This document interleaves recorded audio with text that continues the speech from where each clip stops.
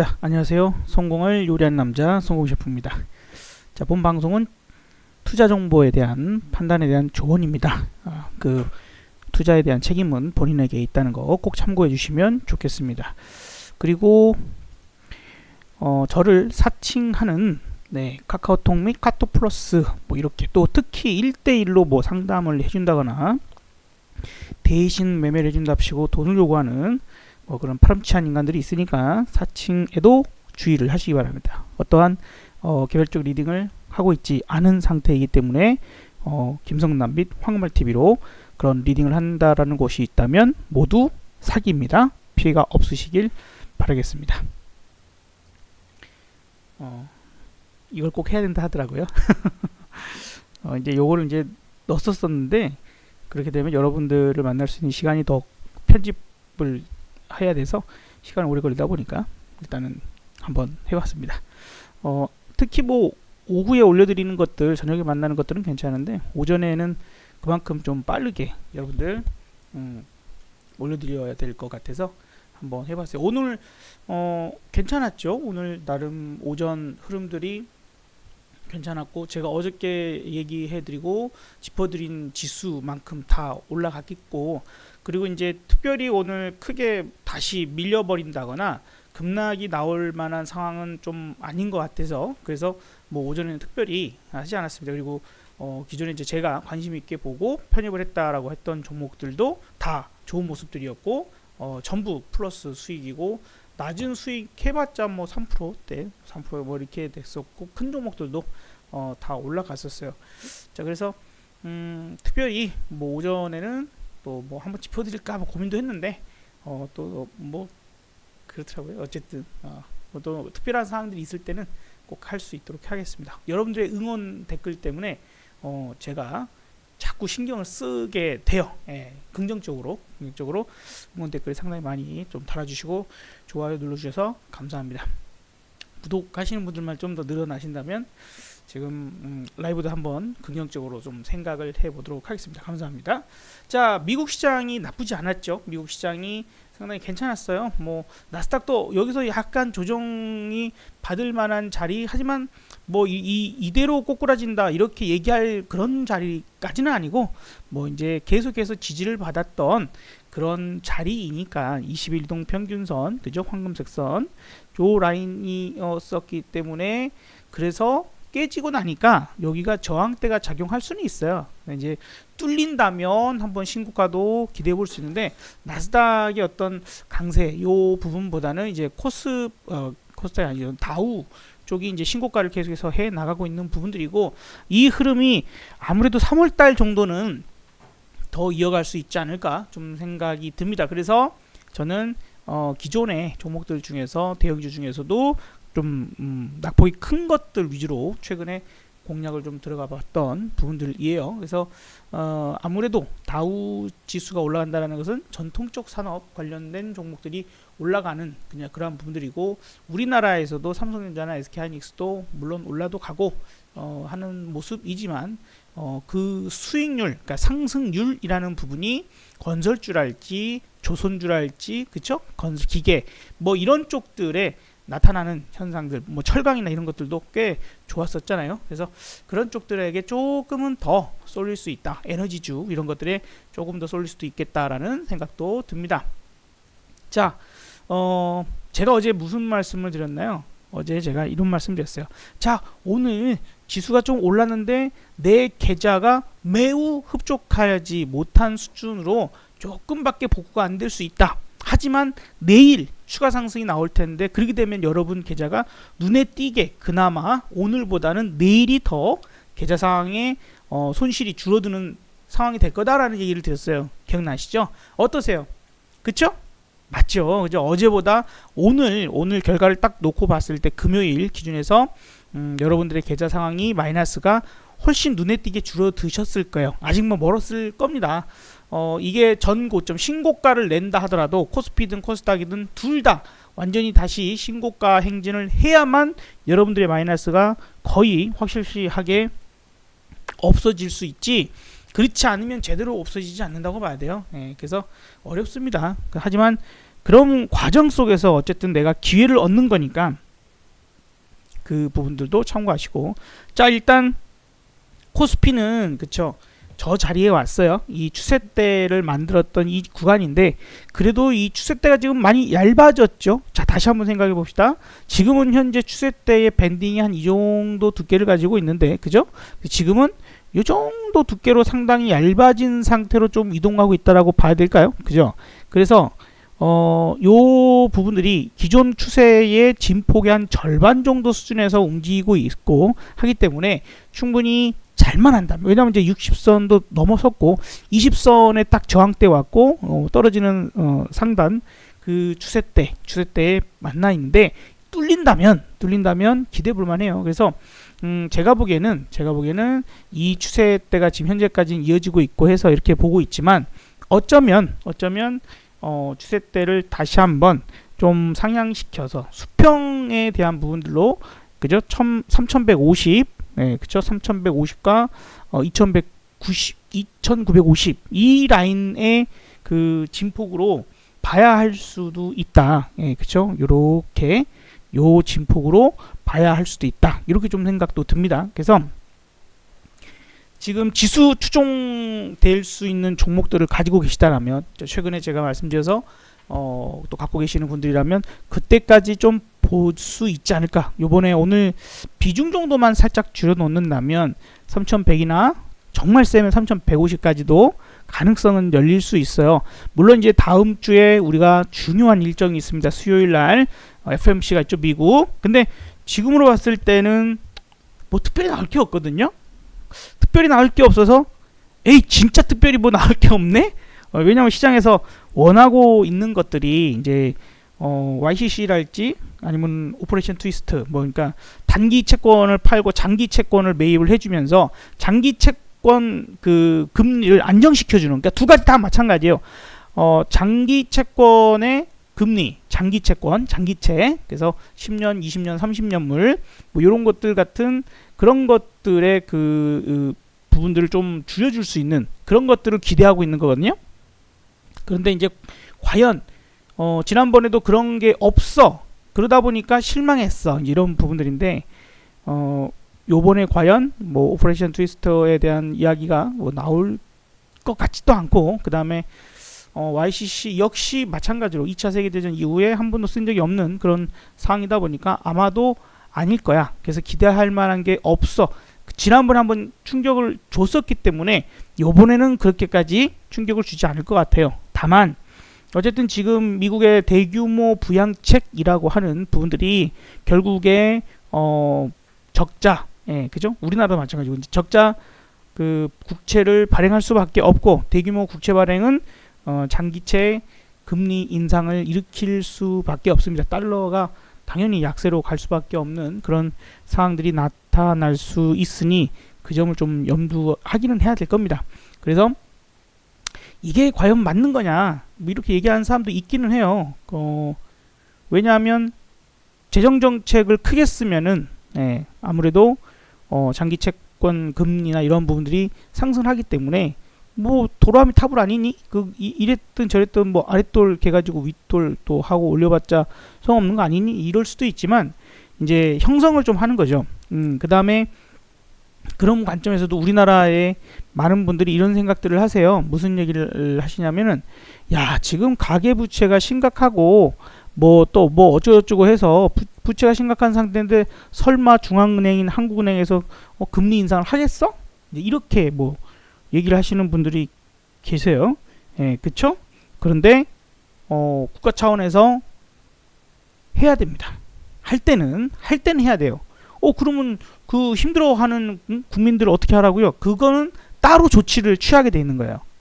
따로 지원책을 마련하는 거죠. 무슨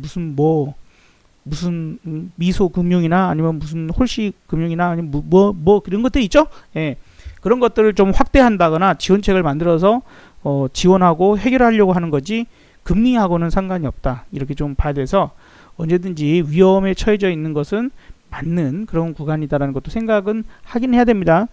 그리고 사실 요거는 그냥 잠깐 참고만 하시면 좋겠고, 한국이 일단 우리나라가 주식도 그다음에 부동산도 상승률이 주요국 1위이다. 이것이 경제적 위협 요인이 될 수 있다. 이러는데 이거는 제가 볼 때는 지금 당장은 아니고 한 2년 정도 후 어쨌든 미국이 이제 기준금리를 동결하겠다라고 한 것이 그죠 2023년 정도까지 동결하겠다라고 했으니 당장 완전히 뭐 무슨 저걸로 인해서 폭락을 만드는 부분들은 아닌 것 같고 다만 주식도 특히 부동산이 먼저고 그 다음이 주식이에요. 주식은 아직 갈 길이 있다. 흔들기는 하지만 좀 줄였다가 다시 가고 이제 이런 부분들을 만들 뿐이지 두 영역 다 일단은 자산 시장 자체가 버블에 들어와져 있는 건 맞다. 하지만 뭐 버블이 꽝 하고 터지는 구간은 아니고 커져서 잠깐 바람이 좀 빠지는 뭐 그런 부분들 정도의 구간이다. 어쨌든 우리나라가 지금 주요국 처분 가능 소득 대비해서요 가계 부채 비율이 가장 큽니다. 한 180% 정도 될까요? 그래서 지금 뭐 다른 국가들, 뭐 독일이랄지, 뭐 일본이랄지 이런 국가들은 125% 이하거든요. 미국도 마찬가지고 주요국들은 다 그런데 우리나라가 유난히 높은 건 사실이에요. 높은 건 사실이다라고 좀 생각을 하고 계셔야 됩니다. 그래서 이런 부분들이 있겠지만 오늘은 이제 금요일이니까 주말 동안에 이런 부분도 한번 참고해서 생각을 해보시라고 얘기를 드린 건데 당장 시장에 영향을 미칠 요인은 아닌데 한 번 정도는 생각을 해 보셔야 됩니다. 어쨌든 지금 시중 금리가 올라가잖아요. 그러면 제일 힘들 만한 분들은 전세 대출 받으셔서 살고 계시는 분들이에요. 일단 1차적으로 그죠? 자, 물론 이제 지금 갭 투자를 하셔가지고 그때 당시에 이제 부동산 가격이나 지금 전세가 이렇게 좀 생각을 해보면은 그 갭 투자를 했다거나 뭐 하실 수도 있지만 현재 일시적으로 일어나는 현상이 학군이 좀 중요한 그 지역들이 있죠. 목동이랄지 뭐 강남 쪽에서도 학군이 좀 중요한 지역들 그런 지역들이 이제 이사철이 지나갔잖아요. 그죠. 2월 달까지는 이사를 해야 신학기에다가 아이들 이렇게 할 수 있는데 그 수요가 끝났어요. 그러다 보니까 지금 전세 그 물량이 많이 좀 쌓이기 시작을 하고 그 다음에 전세가가 일시적으로 좀 떨어집니다. 일시적입니다. 일시적이고 특정 지역에 한정된 부분이에요. 전체적으로 일어나는 현상은 아니지만 어쨌든 그런 게 없다가 나타나기 시작한다는 거. 그러니까 아직 멀었지만 움직임이 조금씩 나오고는 있다라는 것도 생각을 해야 돼요. 그래서 뭐 무슨 그 전세가가 10억으로 내놨다가 9억, 뭐 8억까지도 떨어뜨리는 그런 상황이 나타나고 있는데 여기서 이제 중요한 게 뭐냐면 지금 B2 영끌 뭐 이런 얘기들이 많이 나오고 갭 투자를 많이 했었잖아요. 근데 그런 부분들에서요. 실질적으로 우리가 아파트 하면은 그 거주를 위한 수요가 있어요. 근데 오피스텔은 좀 다르거든요. 그래서 오피스텔을 그 갭 투자로서 사놓으신 2030, 3040, 그러니까 특히 2030 세대 분들은 상당히 많이 좀 힘들어지지 않을까라는 생각과 그 다음에 두 번째는 전세자금 대출을 받으신 분들, 금리 올라가고 하는 부분들에서 지금 내가 이사를 해야 된다라고 한다면 다른 집에 가서 그거를 맞추기가 어려울 거예요. 만약에 그 금리가 계속 올라? 그래서 이제 빚내서 집을 사신 분들은 어쨌든 간에 내가 집을 산 거기 때문에 세를 올리면 되거든요. 그죠? 세를 올리면 되고 그 다음에 뭐 어쨌든 그 타격이 좀 적어요. 상대적으로. 근데 전세자금 대출 받아서 전세로 사시는 분들은 상당히 좀 힘드실 수 있어서 뭔가가 좀 대비를 해 놓으시는 게 이 얘기는 나중에 다시 한번 좀 얘기가 길어지니까 다시 한번 시간을 잡아서 얘기를 드리면 좋겠어요. 어쨌든 이런 요인들이 하나씩 있을 거고 그런 부분들로 인해서 좀 부동산 가격이 더 이상 상승하지 못하면서 어느 시점에서 상승하지 못하면서 그런 그 전세 매물들이 나오기 시작한다. 그죠? 그러면 조금은 여러 가지를 고민해 봐야 합니다. 저는 2023년 정도쯤 되면 부동산 가격도 좀 하락이 그때 가서는 좀 나올 것 같거든요. 지금 아직은 아닌 것 같고 그 다음에 주식도 마찬가지예요. 근데 이제 지금부터는 부동산이 올라가는 그 속도보다 주식이 올라가는 속도가 압도적으로 빠를 수밖에 없을 거기 때문에 지금은 이제 부동산보다는 주식에 집중하는 게 좋겠다. 결론은 사실 그거예요. 그래서 지난번에도 이제 내가 손실이 커도 어떻게 할까 하는 그 부분들에서 너무 걱정하고 염려하지 말라. 한 번은 땡기게 돼 있다. 라는 그 이야기를 드렸던 거 좀 기억하셨으면 좋겠어요. 그래서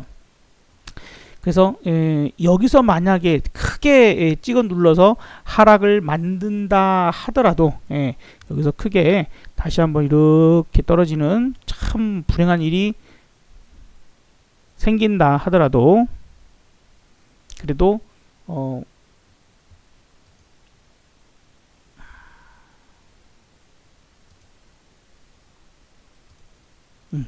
잠깐 괜찮죠? 예.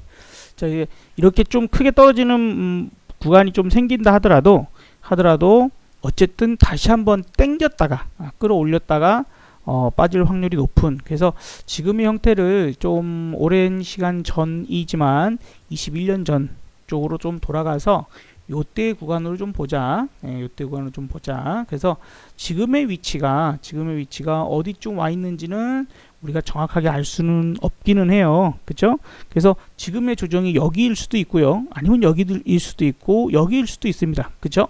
네, 그죠? 근데 여기는 한번 넘어온 것 같고요. 여기 아니면 여기일 것 같긴 해요. 근데 만약에 첫 번째 동그라미라면 아직도 고점을 넘겨서 쭉쭉쭉 갈 수 있는 그런 부분이 있잖아요. 그죠? 그죠? 자, 그런데 만약에 이번에 끌어올리질 못하고 푹 떨어졌다.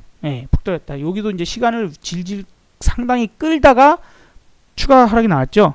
그래서 지금 우리에게는 이 첫 번째 하락이라면 걱정 없어요. 어차피 다시 올라가기 때문에 문제는 두 번째 동그라미일 경우가 문제일 건데, 만약에 여기가 지금 형태랑 상당히 흡사하거든요. 지금 현재 모습하고도 이렇게 떨어지다가 그죠? 다시 반등해서 올려치다가 그 다음 급락. 그래서 우리가 생각해야 될 게 그거예요. 만약에 요 모습과 유사하게 나타난다라면 그래도 한 달, 두 달 고생을 하시겠지만 버텨라, 괜찮다. 한 번은 땡기게 돼 있다. 그죠? 한 번 땡기게 돼 있다. 요건 아직 안 나온 것 같으니까 제가 볼 때는, 그래서 요번에 한번 이렇게 흔들고 만약에 여기 왔다라면 이 정도 구간이 이제 연출될 거예요. 그리고 한 번은 가격 조정을 하는 구간도 저는 염두를 하고 있거든요. 그러나 그래도 죽지만 하고 여러분들이 신용이나 미수 이런 것만 안 썼다면, 신용 미수만 안 쓴다면 어느 정도 살려낼 수 있어요. 반드시 매도할 기회를 주니까 너무 염려하지 말자. 뭐 시장이 어쩌고 뭘 별 이상한 소리를 다 해야 된다 하더라도 쫄지 말자.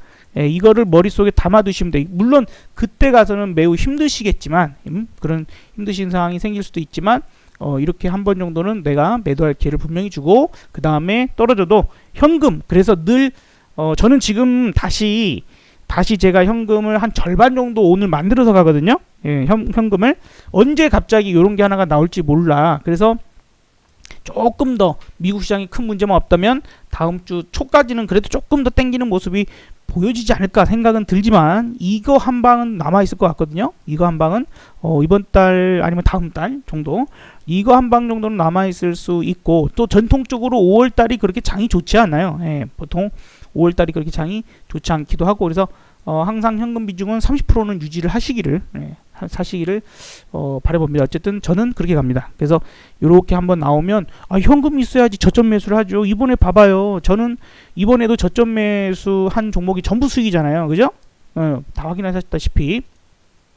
그래야 내가 다른 종목들이 마이너스가 좀 돼도 요 구간에서 수익을 만들어내면서 손실인 종목까지 같이 쳐낼 수 있어요. 그게 심리적으로 쉽단 말이죠. 심리적으로 내가 수익 난 종목이 좀 많이 있어야 손실 난 종목도 같이 비슷하게 쳐낼 수가 있어요. 그리고 이제 그렇게 되면 또 현금이 많이 생기니까 그 뒤로 또 큰 하락이 나온다 해도 내가 버틸 만한 여력이 되겠죠. 그리고 운이 나빠지면 이런 구간으로 좀 갈 수 있습니다. 앞으로. 그러나 이것도 마찬가지. 절대로 지금 주식을 포기할 게 아니라 이제라도 주식을 시작해야 되는 이유가 이런 상승 반드시 나옵니다. 반드시 나옵니다. 이런 상승을 위해서 저는 이제 제가 여러분들한테 그런 얘기 드렸죠.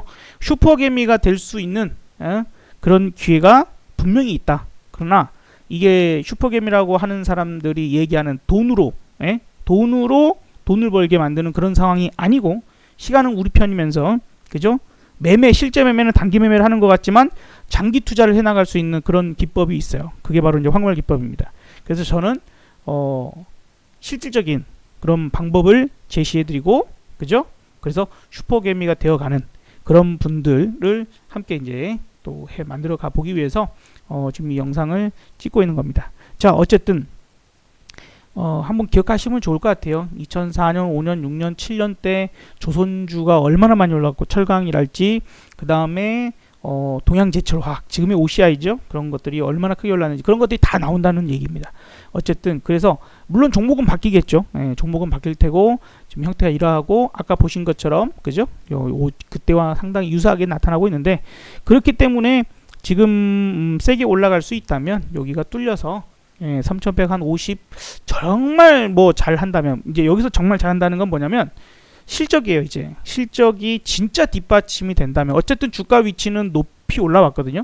주가 위치는 상당히 높이 올라왔어요. 근데 실적이 뒷받침이 되는, 생각보다 생각했던 그 실적 괜찮은데, 삼성전자 영업이익 보소 8조 원 나오네, 뭐 10조 원 나오네, 이러면 당연히 전고점 넘어갈 수 있어요.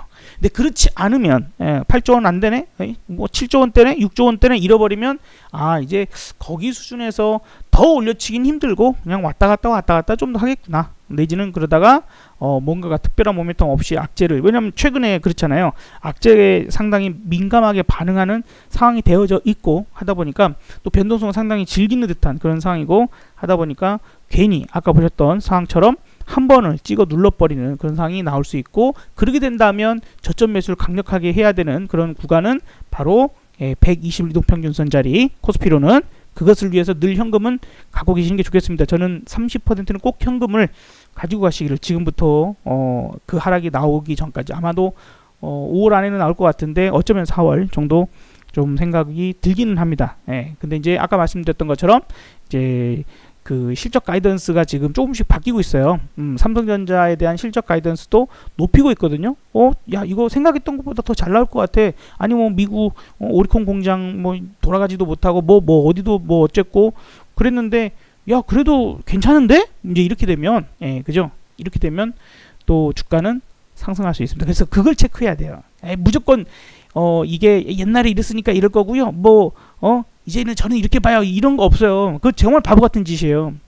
앞으로 이게 이렇게 될 거다라고 예측을 해서 대응하는 사람만큼 정말 바보가 없어요.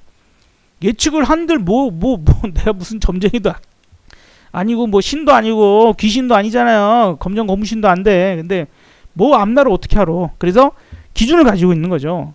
어차피 지금은 주가가 버블 상태에 와 있기는 해요.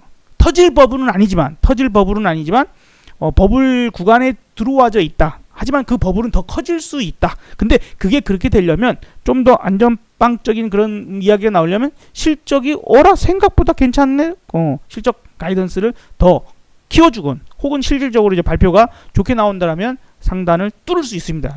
뚫을 수 있어요. 3,300 갈 수 있고 3,400 정도까지는 뚫려 열릴 수 있다. 그래서 지금 저는 이런 큰 하락이 나거나 뭐 해도 여러분한테 너 염려하지 말아요.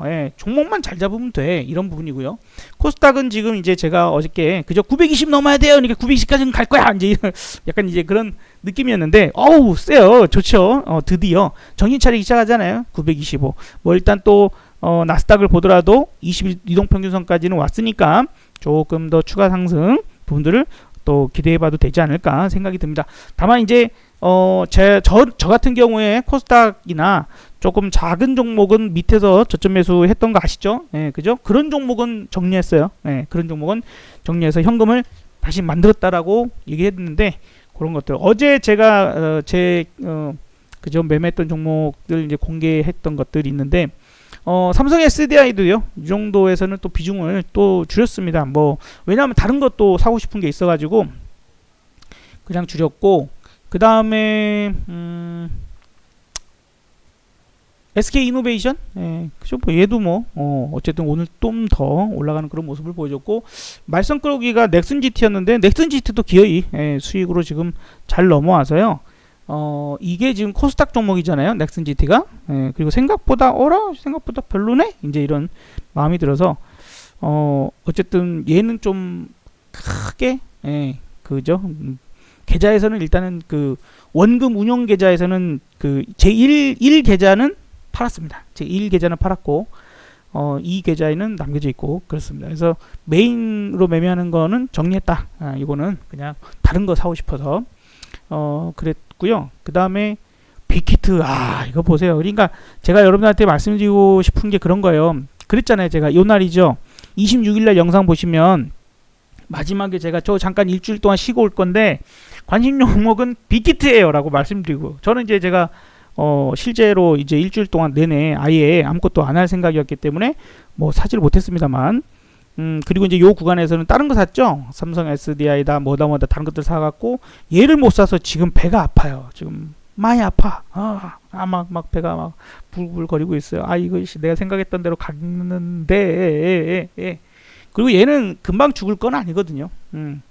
그리고 또 우리가 메타버스에서 제가 개인적으로 어제까지 했던 게 이제 지니뮤직 갖고 단타를 좀 쳤고, 오늘은 M게임 놓쳤어요. M게임은 놓쳤고, 그래서 한빛소프트는 약간 뭔가가 그냥 마음에 불안감이 있어서 얘는 잘 못 건드리겠고, 그냥 모르겠네요. 괜히 마음이 그러네요.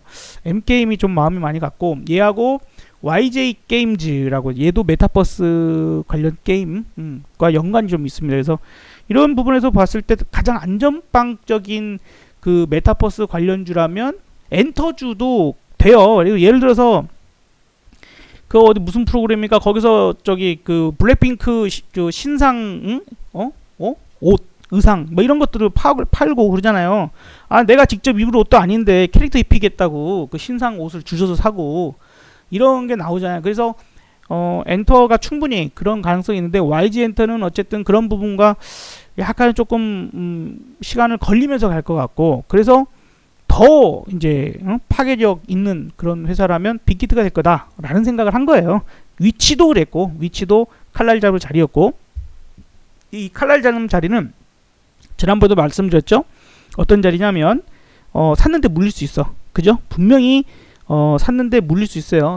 다음날 샀더니 성공 셰프가 얘기해갖고 내가 다음날, 요날이 되겠죠. 요날 장 끝나고 여러분이 방송을 보셨을 거니까 금요일날, 그리고 월요일날 요 샀으면 물렸어. 21만원에 샀으면 물렸어. 분명히 물려도 제가 뭐라 그랬어요?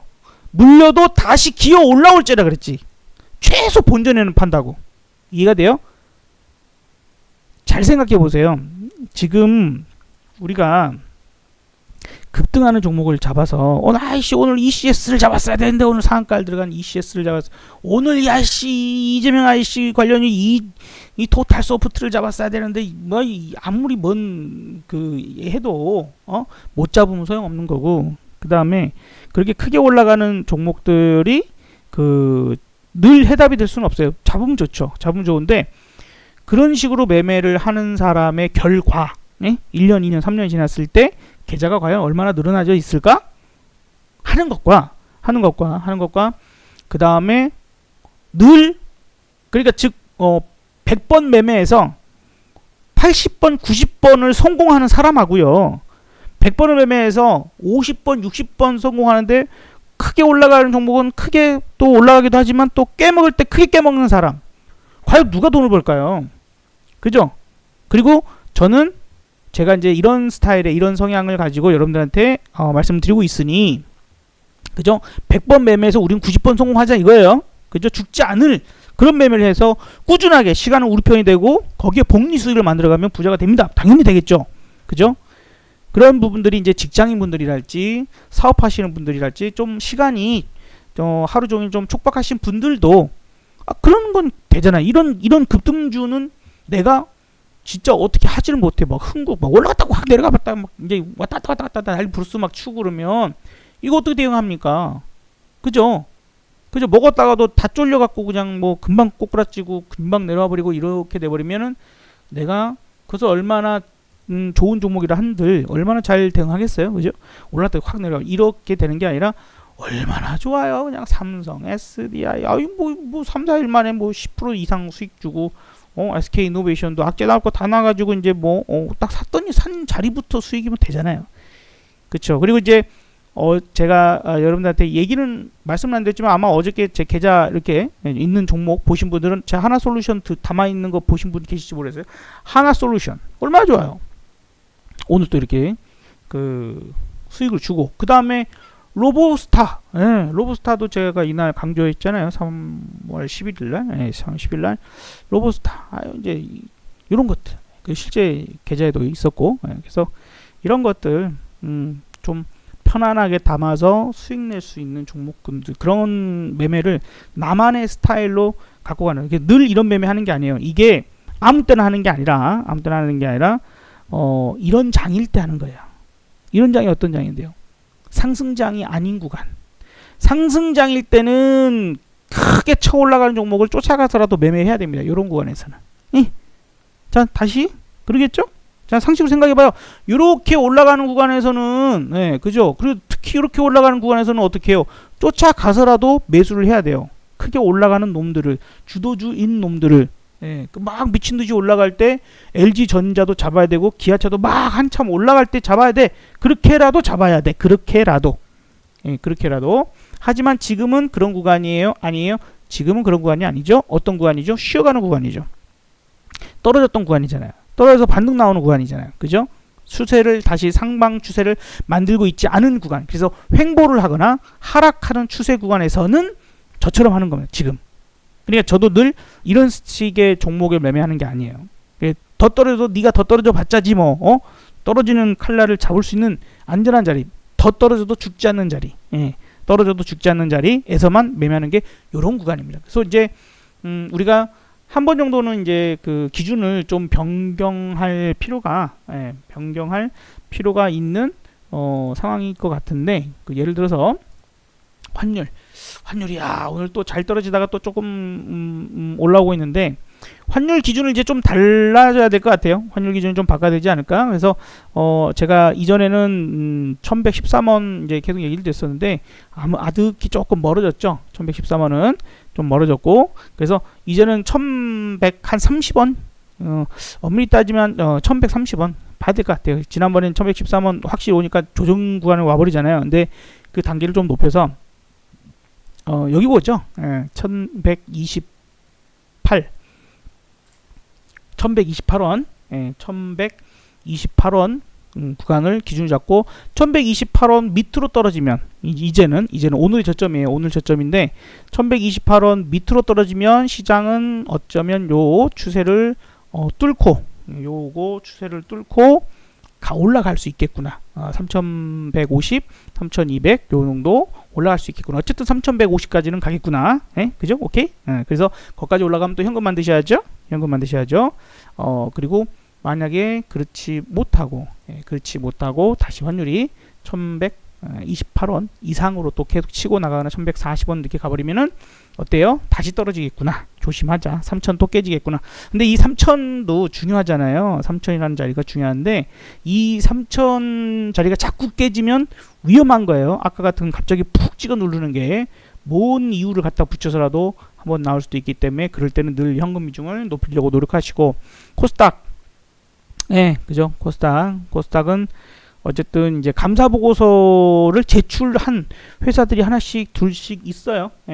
그래서 이제 그런 것 때문에 올라가는 종목들이 이제 하나씩 있고, 그래서 그런 부분들을 좀 보세요. 예를 들어서 오늘 안트로젠이라는 종목이 감사 보고서 제출을 했거든요. 감사 보고서 제출을 했고, 그러니까 얘네들은 코스닥 종목이지만 살았다. 난 문제 없어. 그죠? 감사보고서 제출했으니까 나는 문제 없어. 적정 나왔어요. 그러니까 이런 것들을 또 관심 있게 볼 수 있는 구간이에요.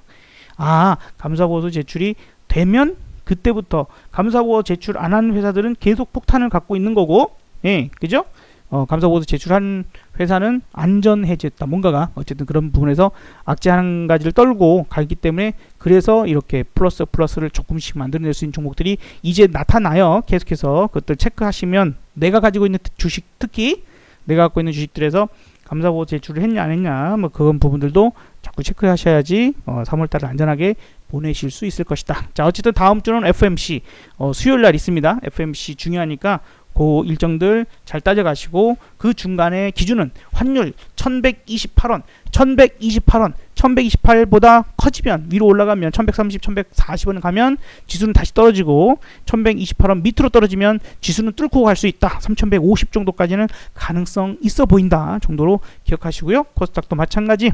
일단 20선 저항 만날 거니, 그래서 중소형주 감사보고서 제출 안 된 그런 회사를 갖고 계시다면 현금 만드시고, 감사보고서 제출한 종목을 갖고 계시다면 한번 좀 더 위로, 더 위로 950까지 올라갈 때까지 한번 버텨보자 하는 전략으로 오늘 이야기를 마무리해 보도록 하겠습니다. 자, 오늘도 여러분들의 응원 댓글 기다려 보고요. 구독과 좋아요도 부탁드려 봅니다. 감사합니다. 성공 셰프였습니다.